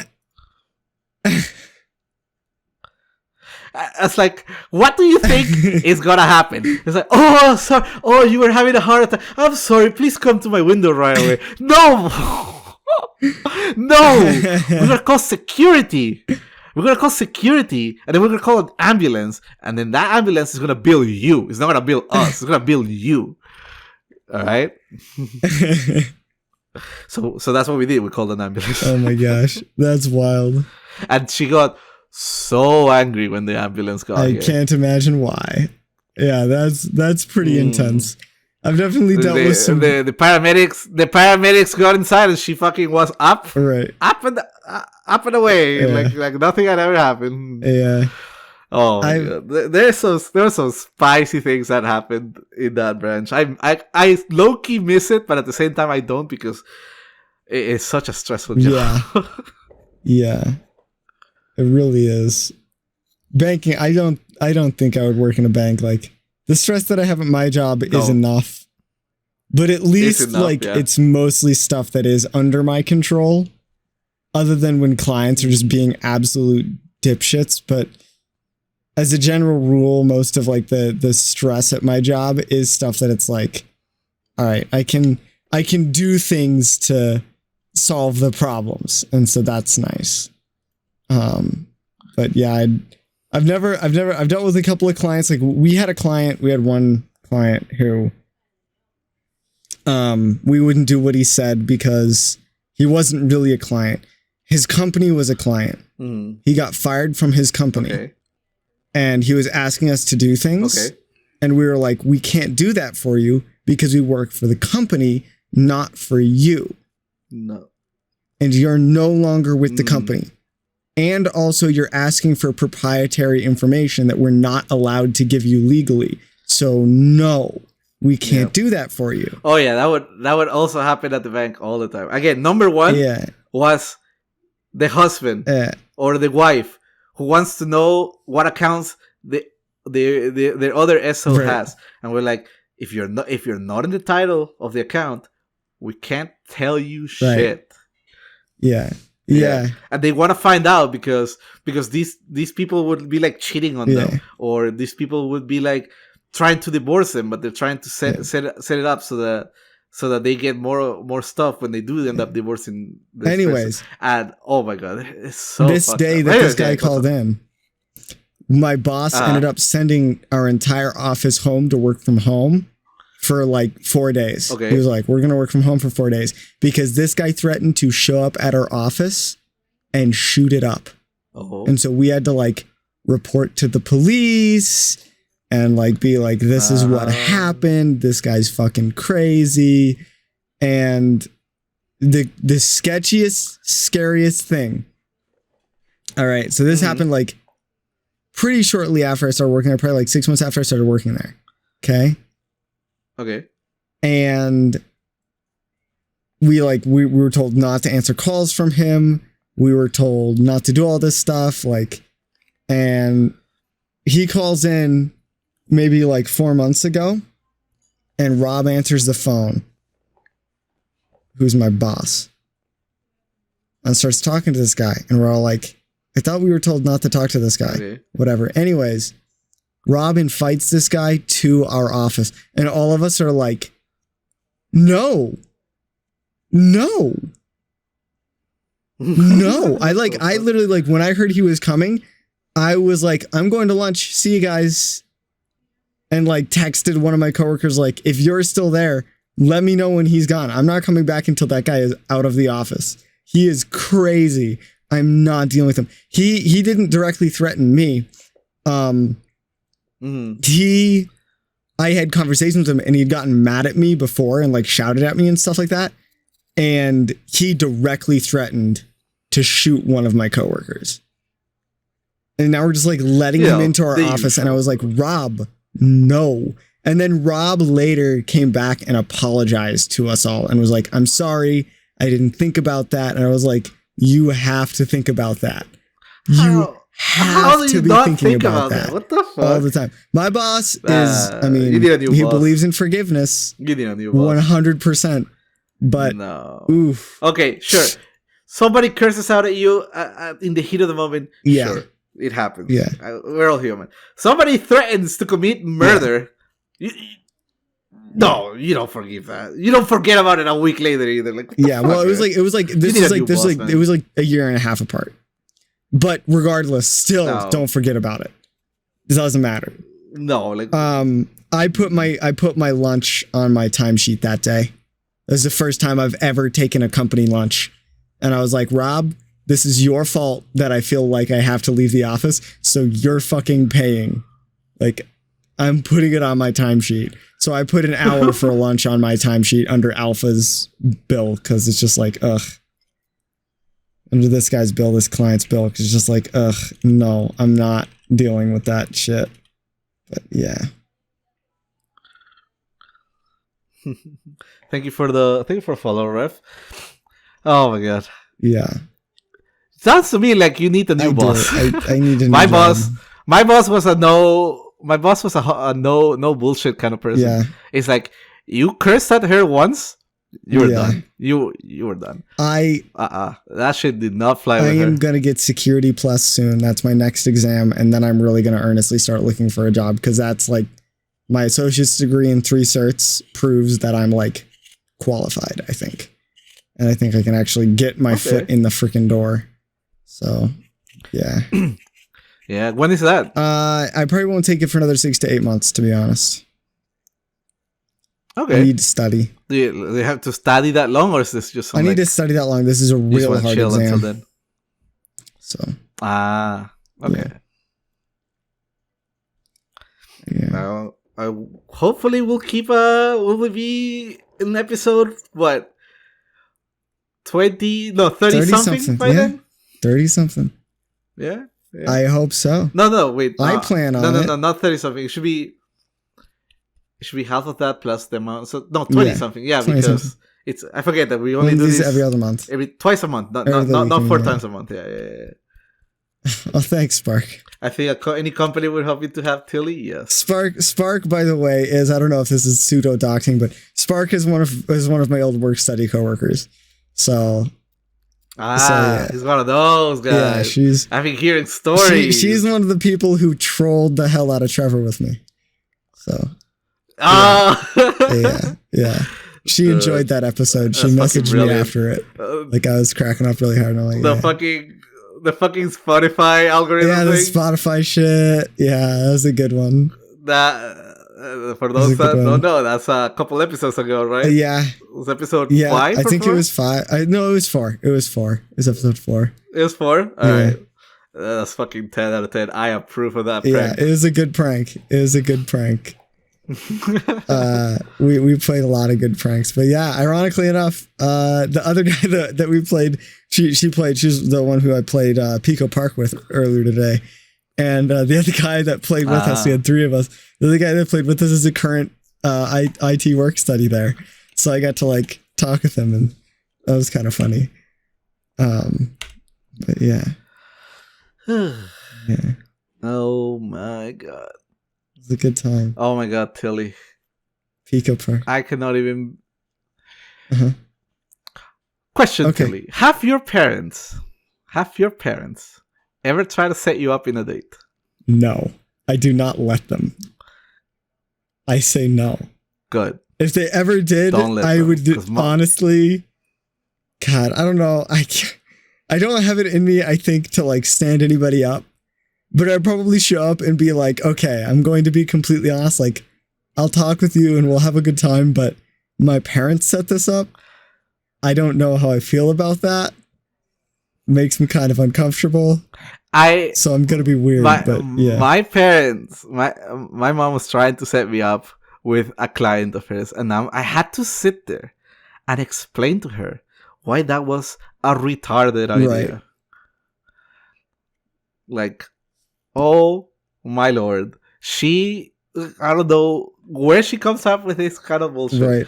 But like, I actually had to sit there and be like, Mom, did you...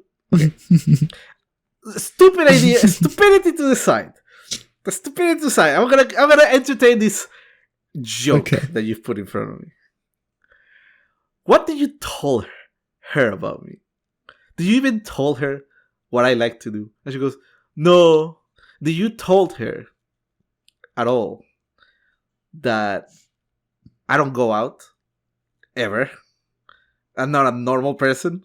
She goes, no, you need to do this and that. Like, Mom, aside from just how retarded of a situation you're putting me in, forget about me. I'm an idiot. Who cares about me? Think about it from the point of view of this young lady who you're getting her hopes up. All right? I am not dating material. All right? I'll have you know that right now.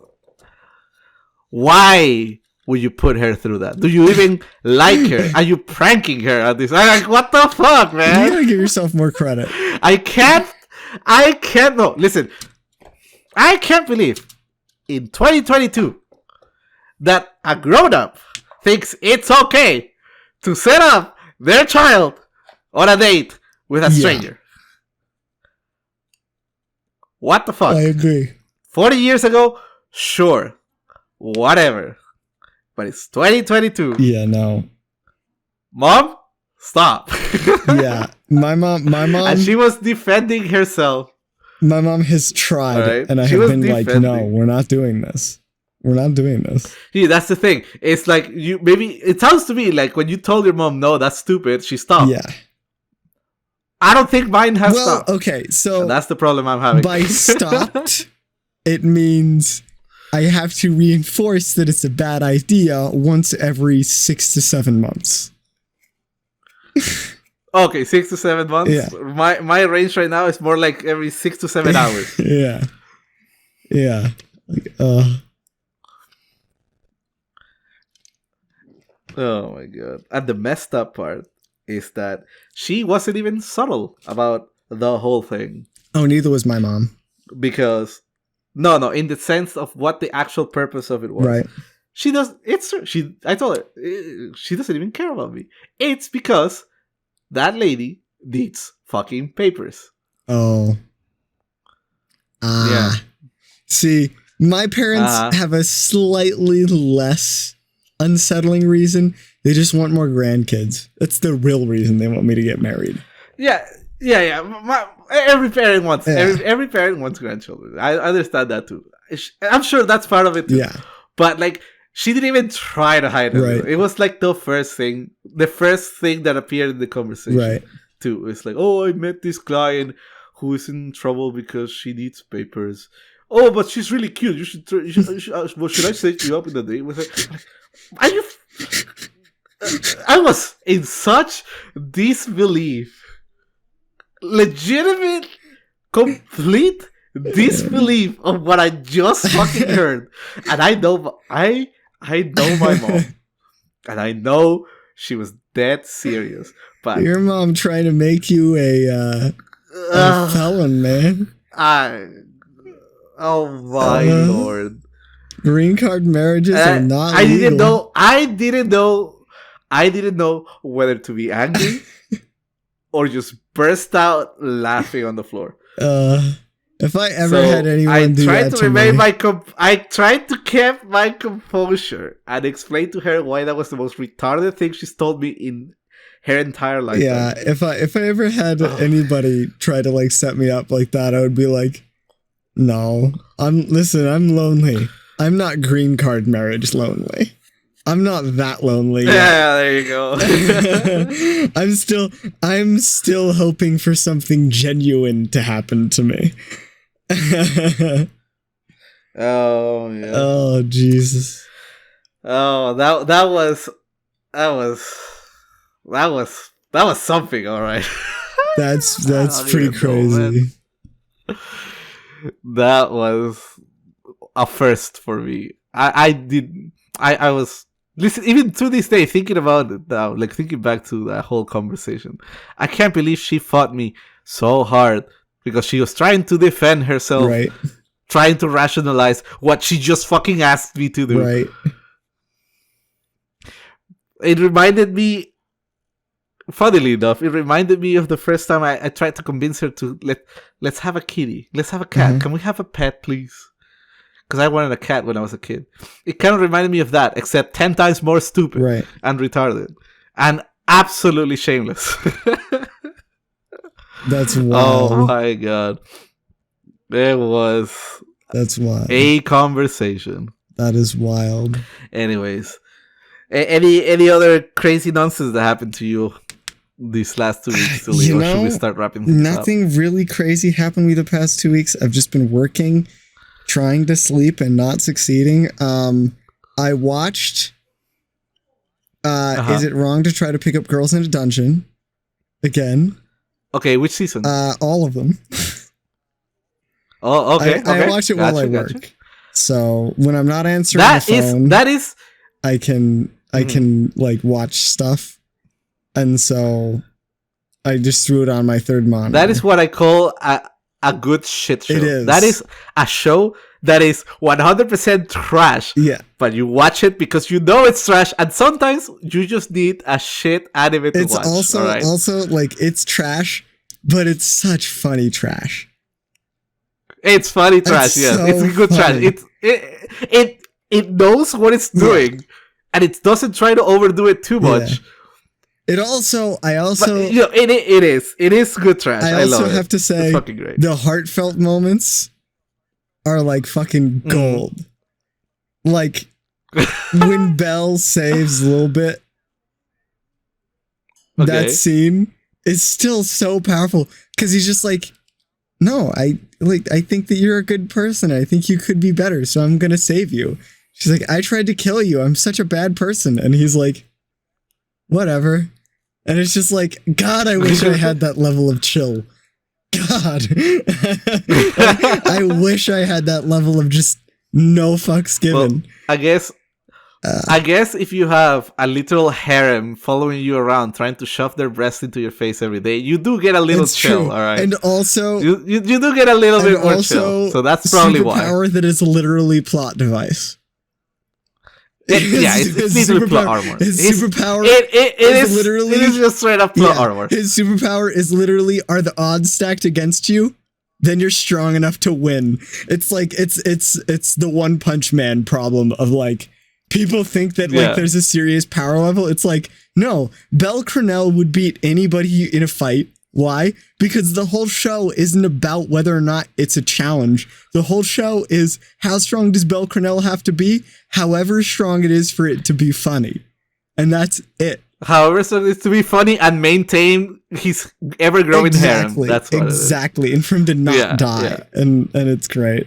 And then, and also, if he dies, there's no harem. If there's no harem, there's no. And show. Also, how strong is Ice? However much stronger she has to be than Belle to make it funny, so that she can keep kicking his ass and saving him. But yeah, it's a good shit show. It's the same thing. It's like if you're watching that show and you think and you take it seriously, you're kidding yourself. No, that's not what that show is about.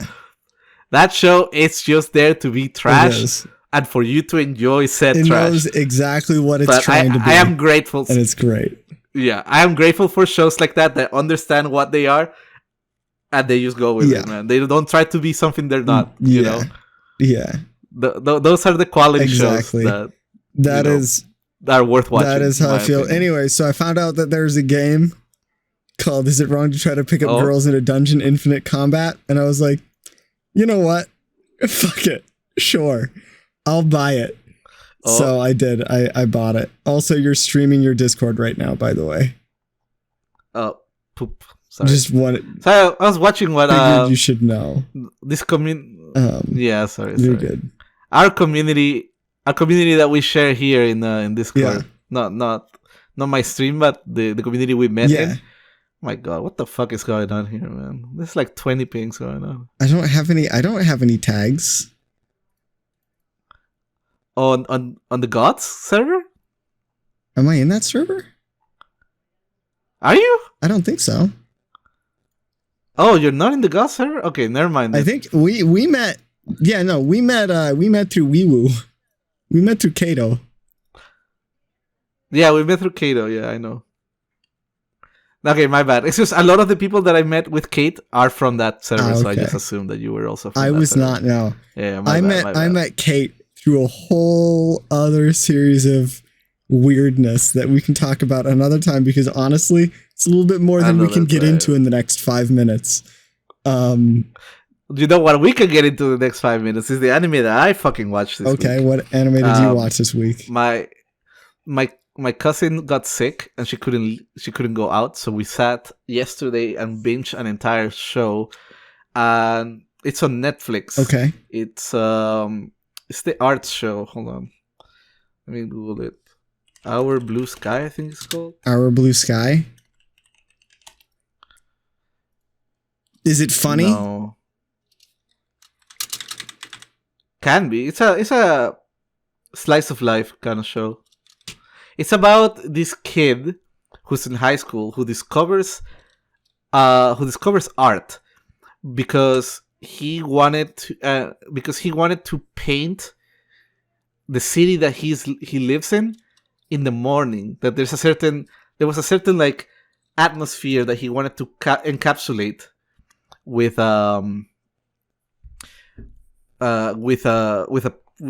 painting. And when he did, and he conveyed those emotions to his friends, he discovered that he actually really enjoys making art. And the whole show is just him applying to a really serious art school and trying to get through it. It's through the application, going through like prep school and all this other stuff. And it's really cool. I actually enjoyed it a lot. But it is by no means a trash show. Like, is it okay to pick up girls in a dungeon? Right. It is the complete opposite. Okay. As in, like, it takes itself very seriously, and it's very drama heavy. Is it Her Blue Sky? But it was a good watch. Her Blue Sky, maybe? Let me see. No, that's about an aspiring musician. No, that's not it. I'll have to look it up in Netflix. Look it up and DM it to me, because I'm looking for something to watch. I might. We haven't made Blue Period plans. Blue Period. That's what it is. Blue Period. It's called Blue Period. Yeah. Okay. It is a good show. Okay. Let me see. I think it's Shaft that the studio that made that anime. Blue Period. Have you ever watched The Way of the House Husband? Yes. Oh my god, I fucking love that shit.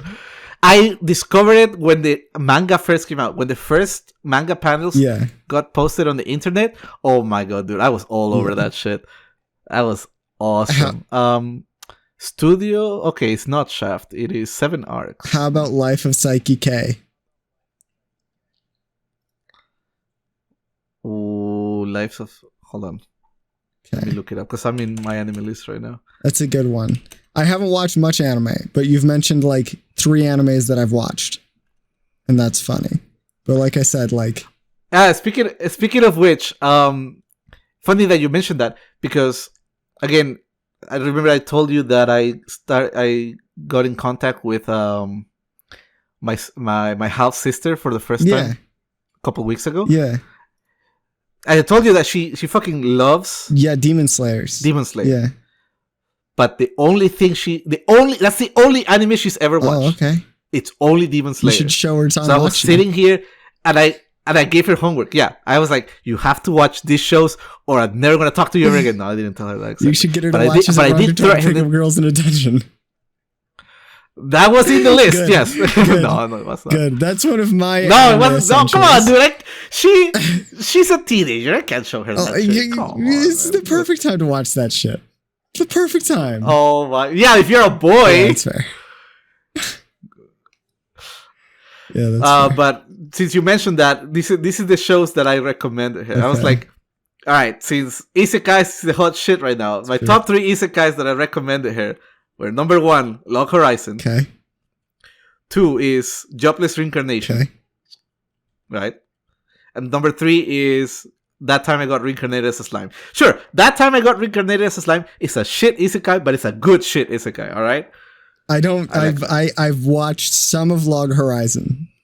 And Log Horizon is like Sword Art Online if Sword Art Online were good. Exactly. That's what I like about Log Horizon. Um, So, and then I was like, alright, that was the isekai list. And then I was like, okay, if you want something similar to Demon Slayer, I was like, Soul Eater. And good anime. Full Metal Alchemist Brotherhood. Great anime. Yeah. And then I threw her a wild card, right? You know, the wild card recommendation, just in case she actually is paying attention to what I'm saying. I'm sure she hasn't watched shit that I've, but you know, and that is Shadow's House. Don't know it. It's an obscure anime. Of course, you wouldn't know it, but that is my my wild card recommendation is Shadow's House. Shadow's House. I just threw it out there. I've watched like most So- of those, but that's also like you mentioned also most of the anime that I've watched. So I think that's kind of funny is like your suggestions are just the animes that I watch because apparently I just watch good anime. And if it's not good, I don't watch it. So It's because, listen, it sounds to me like you are a connoisseur in the sense that you've watched enough anime to know what are the shit shows of the season and what are the quality shows of the season, right? And eventually you can just tell, you know, you can just tell from episode 1, Yeah. you can just tell if a show is going to be good to or be not, fair, I can you know? usually tell. Like- I think it's less anime and more the writer in me. The fact that I've done so much writing is I can tell when writing is going to be good and when writing is Yeah. going to be bad from moment 0. In fact, there are a lot of shows where like I've started a I've show noticed that and too. stopped watching 5 minutes in because I'm just like, this show's not going to get better. Yeah. You know what show was that for me that everybody was hyped about? What? Last couple seasons? It was what was it? The Paladin anime. The what? Hold on. Shield Let me something? look it up. I think it's this one. I watched Yeah, here we go. The Faraway Paladin. Okay. Yeah, I didn't watch an episode of that one. Shit. I didn't even look at it. It's garbage. Don't even bother. Holy shit. It is hot trash. There is Alright. an anime that season 2 just came out that all my friends like. And I was like, I watched one episode and I was like, no. Why do you like this? It's like the Shield something. I don't know. The Shield Hero or Yeah, something like that. Yeah. And I was No, like, no. it looks like complete. I haven't watched it myself, but I can just tell just from like the clips that I see in YouTube sometimes. Yeah. And the thumbnails in like my anime list that it's just a bad show. Yeah. Maybe, I don't know. We could be wrong. We could, Okay. but if I'm wrong, I'm sure that somewhere in the future, I'll look back into it and be like, oh, actually, Yeah. it's kinda And good. you know, like, But no. to be fair, also, Right now I'm not of that opinion. I'm pretty critical of story design and writing. And so, like, if somebody enjoys it, I'm not going to, like, be like, ugh, you enjoy trash stuff. But if somebody enjoys it and they're like, oh, you should watch it, I'll be like, no, I'm not interested. Just like I have a bunch of friends that are like, you need to watch High School DxD. I think you'd really like it. And I'm like, no. Oh my god! Really? High School DxD. I know a bunch of people who. How old are you, man? Are you are you like fucking? I'm like, 15? what, are you 12? Like, hello. It's not a good. Yeah. Show. But also like it is hilariously bad. I have a bunch of people who are like, oh, I think you would really like Fairy Tale, and I'm like, nope, don't like it. Why? Because it doesn't have good writing. It's trash writing. I had a friend. I had a couple friends actually that were like, "Oh, you should really watch Fairy Tail. You should really watch Fairy Tail." I'm like, I'm watching One Piece. Hold on, I'm watching One Piece right now. It's kind of like similar. Yeah. So I don't feel like watching it. Maybe later. And then okay. And then later I watched Fairy Tail. You know, I caught up with One Piece, and I was like, okay, maybe I'll give Fairy Tail a try. I watched the first few episodes of Fairy Tail. No, man. I dropped that shit like episode 2.5. I didn't even make it through episode 1. I do not understand how people like Fairy Tail. It is horrible. At least the anime. I have not read the manga, but I can tell you right now, if it's anything similar to the anime, I want nothing to do with it. And once again, like if anybody watching happens to like Fairy Tail, enjoy what you enjoy. I'm not saying don't enjoy what you enjoy. What I am saying is that you happen to enjoy something that is, to me, bad story design. And that's my personal opinion. Same here. Listen, if you like it, sure. Yeah. Awesome. Enjoy it. We'll just be here silently judging. Or maybe not so silently. Not so silently. But that doesn't matter because our opinions mean nothing. Our opinions should mean nothing to you unless it comes to anime. No, I'm just kidding. We're experts. But I've definitely come across a lot of anime where I'm like, that's just garbage. Why? I don't understand why people like it. Another one, Fruits Basket. I can't stand Fruits Basket.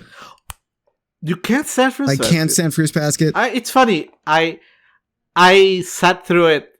At first, I was also like, I don't know. But then they made a remake of the show. Okay. I don't think I've watched the remake. They made a remake.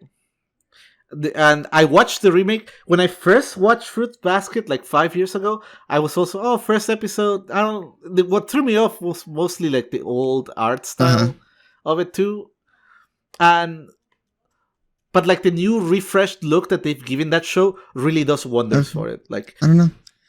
It really does. Yeah. So give it another try, but watch the new seasons or the new remade like show of it, because I think the eye candy really helps to sell the whole slice of life aspect to that show. There's a lot like what game was it that I was thinking of?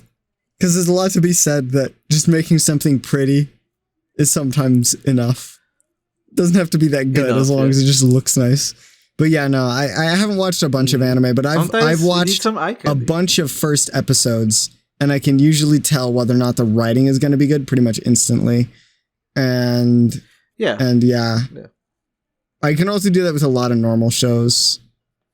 But there are also some shows that I like that I know are trash. Like Castle's writing for the first couple of seasons. I don't think there's an anime, but just like that live action Castle show. Writing is terrible for the first couple of seasons.